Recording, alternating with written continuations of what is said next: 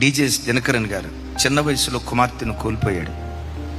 దైవ సేవకుడి కుమార్తె చచ్చిపోయింది.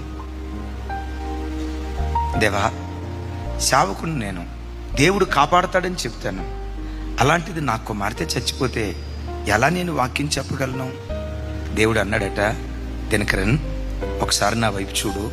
నీ కుమార్తె ఎక్కడుందో దేవుని ఒడిలో దేవదూతలతో కలిసి తెల్లటి వస్త్రాలు ధరించి దేవుణ్ణి ఆరాధిస్తూ ఉందట.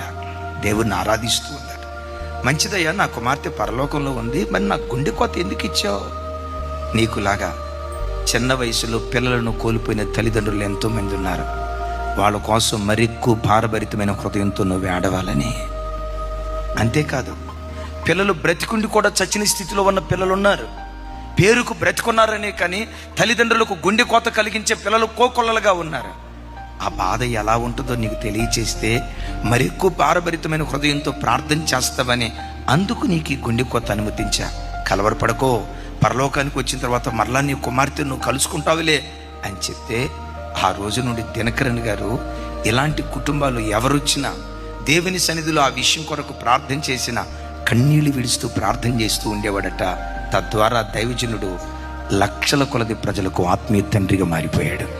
పిల్లలు దారి తప్పితే తల్లి ఆక్రందన ఎలా ఉంటుందో నీకు రుచి చూపించి, వారి కొరకు నువ్వు ఇంకెక్కువ ఏడవాలని రుచి చూపించాడు. నీ ప్రార్థన ఏనాటికైనా బిడ్డలను దర్శిస్తుంది, ప్రభు తన తట్టు త్రిప్పుకుంటాడు. కొందరి జీవితంలో తెలియని రోగం, ఎంత ప్రార్థన చేసినా తగ్గని రోగం. అయ్యో, ఇంత భక్తిగా బ్రతుకుతుంది బిడ్డ, ఎందుకు ఈ రోగం తగ్గట్లా?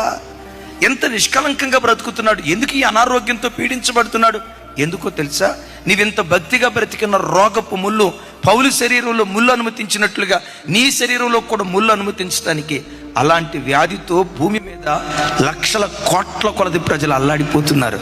వారి కొరకు మరెక్కువ భారభరితమైన మనస్సుతో ప్రార్థన చేస్తావని ఆ ముళ్ళు దేవుడు అనుమతించాడు. బిడ్డలారా, ఇబ్బందులతో ఉన్న వ్యక్తి ఎంత ఇబ్బంది పడుతున్నాడో ఆ బాధ నీకు ఎప్పుడు అర్థమైందో తెలుసా? అది నువ్వు అనుభవించినప్పుడు.